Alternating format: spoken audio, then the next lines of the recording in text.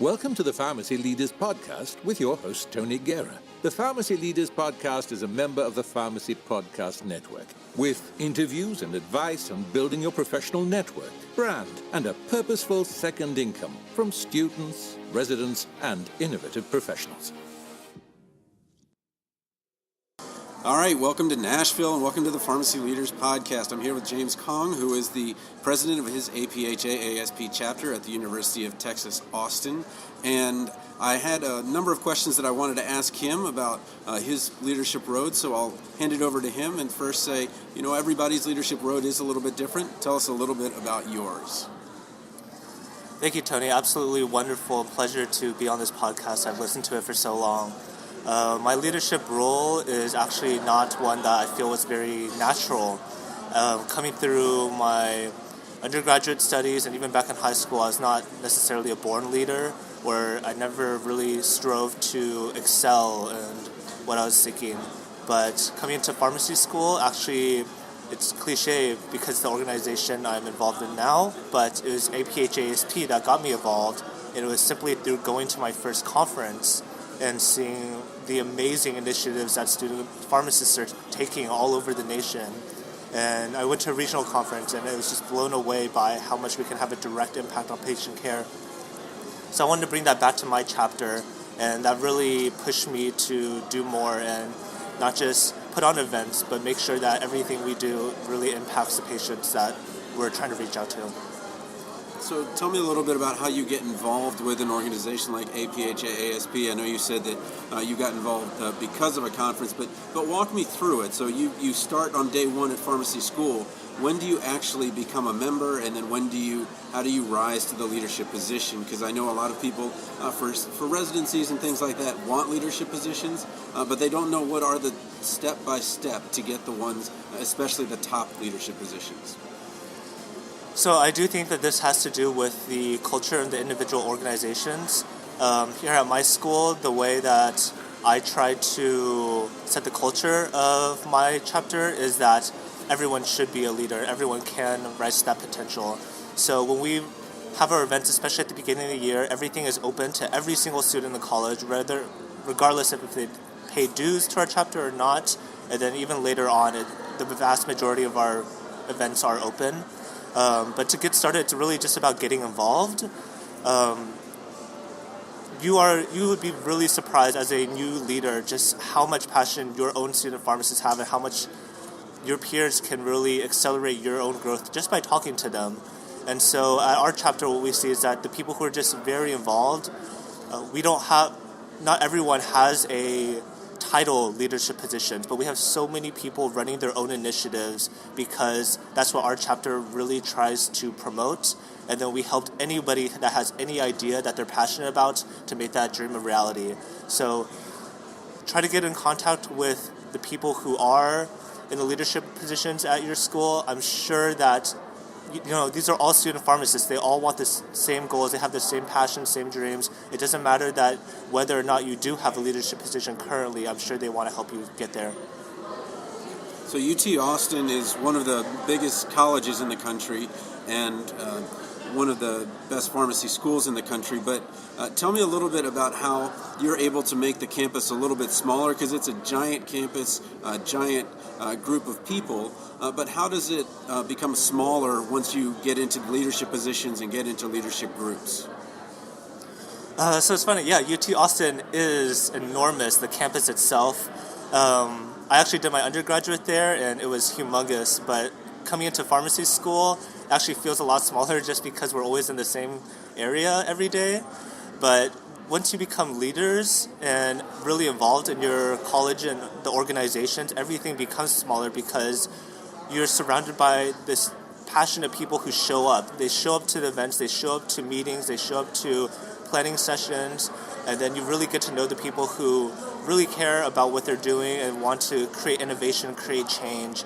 And so you kind of become part of that family. And then as that family expands, you start reaching to other organizations that are not necessarily just the pharmacy organizations that you can work with and network with and also are passionate, that are just tangential to what you're doing, such as groups that care about drug-related programs in legislature and other like pre-pharmacy groups and things like that. You'll see the same leaders over and over, and it really becomes a good friendship. So tell me a little bit about the advantages of being at a bigger school. I went to a college. The University of Maryland itself is a pretty big school, but the medical campus is actually 25 minutes north. I was just on a graduate campus with 5,000 students. Tell me a little bit about the advantages about being at UT Austin and what made you stay. So a lot of times students will go from one school to another just to do something different, but what made you stay at UT Austin? So, yeah, for those that don't know, UT Austin, we have about 50,000 students there across everything, graduate and undergrad. And so what really made me stay is the variety of opportunities there.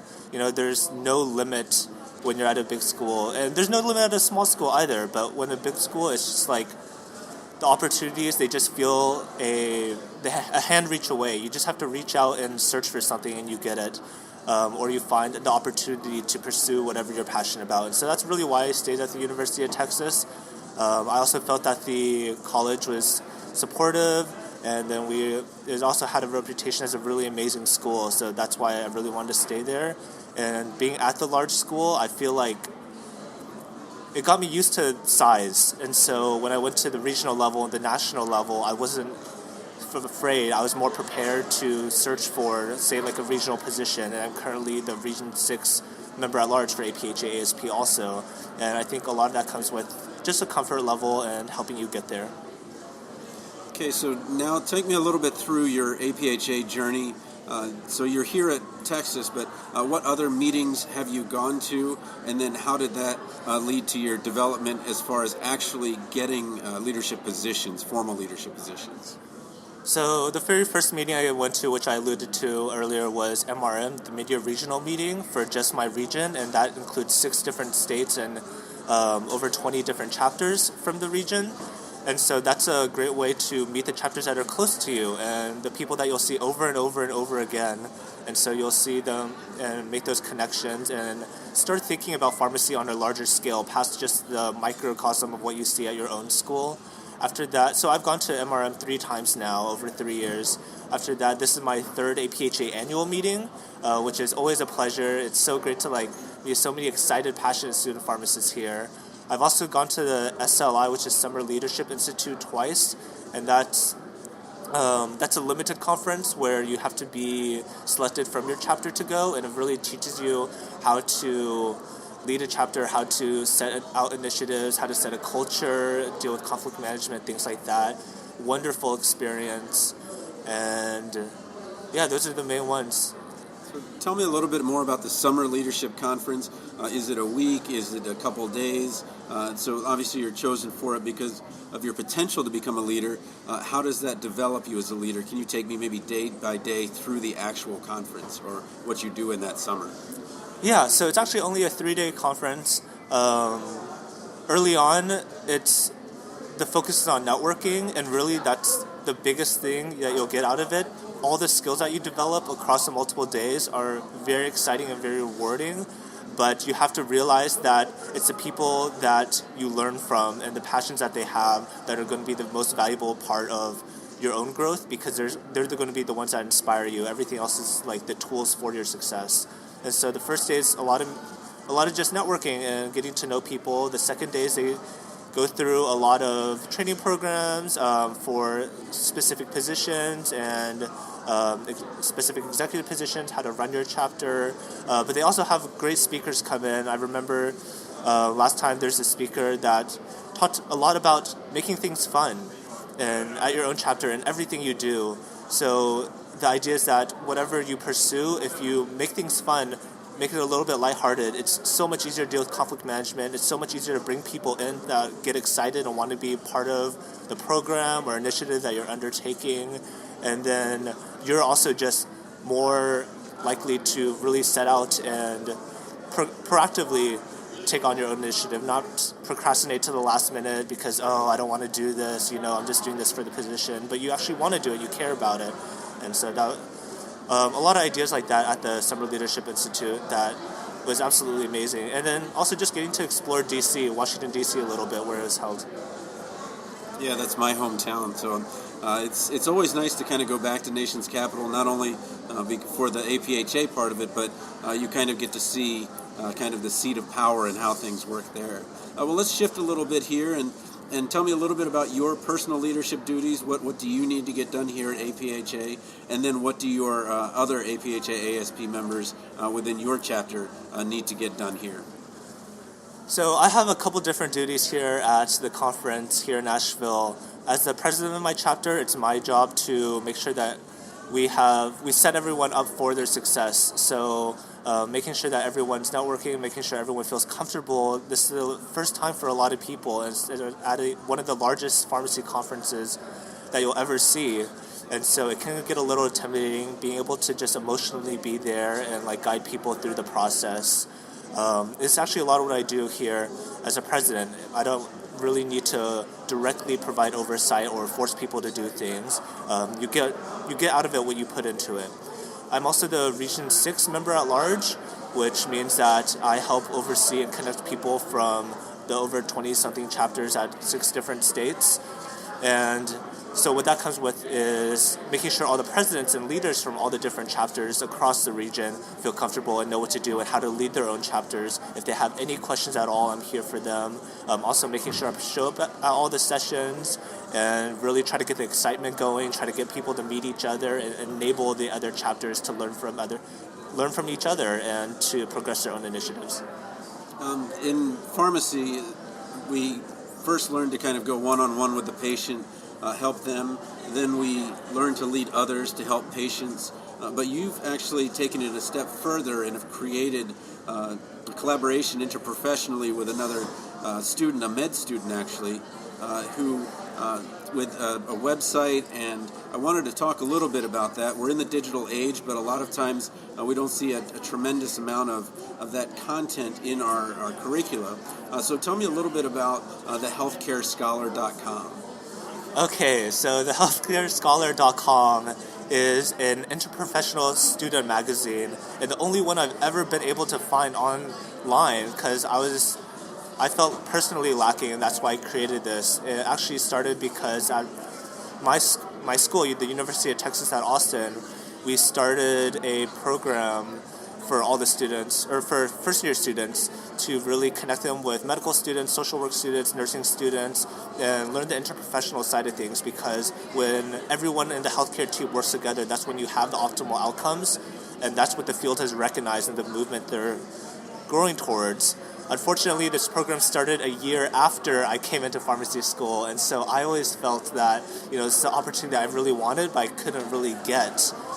And so I started this with my friend Parth Dodia, an absolutely wonderful guy. He's in medical school right now, and we recognize the value of interprofessionalism, but then also the distinction that everyone brings to the table. We go through school, and unless our own didactic curriculum covers it, we don't learn much about the other professions. And there's sometimes stereotypes, there's misinformation, there's misunderstandings, and we just don't know what every other profession does. And every other profession doesn't know the extent that we go into our drug knowledge that we learn in our curriculum. And so it's a medium that I created so that students can reach out and write their own articles about their experiences in their own healthcare professions that are unique to them and that we can all learn from, and then also write about their experiences in the interprofessional setting, how the examples that they have in their own lives where working together with other healthcare providers really brought patient care to the next level and led to outcomes that would not happen otherwise for the patient. You're changing lives through working together. And so any student can reach out, any student can subscribe. It's absolutely free. It's really just meant to help you learn in an entertaining way about the big picture, being able to see healthcare as a whole and enable your own competency in that way. I have a bit of an interprofessional story. Generally, when we talk about interprofessionalism, it's these huge, bring med students, nursing students, pharmacy students into a critical care type or emergency environment. But my daughter broke her clavicle, and she had to have this sling. So obviously, as you know, we went to the physician said it, and then she put on this sling. And my wife and I are both pharmacists, and we could not get this sling to work right. We thought it was broken or something like that. But then we went to my mother-in-law, who's a nurse. She put the sling perfectly. Then sling isn't working again. We go to school, take it to the school nurse. She fixes it perfectly. And here my wife and I are both pharmacists. I've been in practice for 20 years, cannot get this stupid sling. And I was like, this is ridiculous. And then it happened one more time where another nurse is like, oh yeah, it just goes like this. So tell me, do you have an interprofessional story where maybe you and this pre-med student or you and another practitioner from another discipline has encountered where it's better that you are working individually with your specific training and then working together to make a better outcome? I don't have a story myself, and that's part of why I made this, because I want to hear the stories. It's really what I've seen in the healthcare settings, in the hospital settings that I go to. Even, for our schools, when we have rotations, they have checkboxes of, hey, did you have an interprofessional experience, or what other professions did you meet with? And so just the biggest thing I see is just going on rounds with all the different professions at the hospital, where you have these patient cases where the hospital themselves, they recognize one person's not enough, one expertise is not enough. We need everyone at the table in order to take care of this patient. And so the physician will come to the board and bring their diagnoses. The social care worker will talk about the background and if the therapeutic changes that we want to make are even realistic for them. The pharmacist will come and talk about the nuances of the drug therapy and bring the details that no one thought of, no one even realized. And then the case manager comes and gives an overall view. The nurse comes and talks about their personal interactions with the patient, how the patient is feeling, if they feel ready to be discharged, if they feel weak, look weak, things that you don't see without being there, multiple times a day checking in on the patient. And if you ever do a case write-up of a patient, all these things are obvious that you need all this in order to provide the right care. But when it comes to real life, it doesn't just happen. People don't just present to you and you know all the details. You need everyone on board to be able to come up with this optimal outcome for them. Well, I've asked you a lot of questions. Is there anything that you want to talk about that I didn't ask you about? I think the only thing is kind of my philosophy on leadership in general, and it's something that I did talk about a little bit, but I think it's really important for all student pharmacists and all healthcare students. When you go through undergrad or whatever route you took to get to the schools that you're in, it was all very competitive, and you really had to stand out. But now in pharmacy school, it's still competitive, but it's important to think about how to bring your own practice to the next level and how to bring patient care to the next level, and to realize that this is going to be one of the last safe settings for you to push yourself to grow, because you're in school still. And so I think the biggest thing that I tell all the people in my chapter, all the members and all the friends I have, is just don't be scared to make mistakes. Really try to pursue whatever passion you have, even if it's very single focus. Your family has you have a family member with autism, or you have a brother with diabetes, or you personally have a healthcare disease or see a certain underserved community. Just take on pursue as big as a project as you can and try to get the support you need, but don't be afraid to fail, because this is going to be your chance to reach your limit and exceed it. Because when it comes to the real world, the real world consequences, but now you have all your mentors, all your professors to watch out for you, all your students to support you, and friends, and this is the best time to push yourself to the limit and really take advantage of your time in school. James, thanks so much for being on the Pharmacy Leaders Podcast. Thank you very much. It's a pleasure.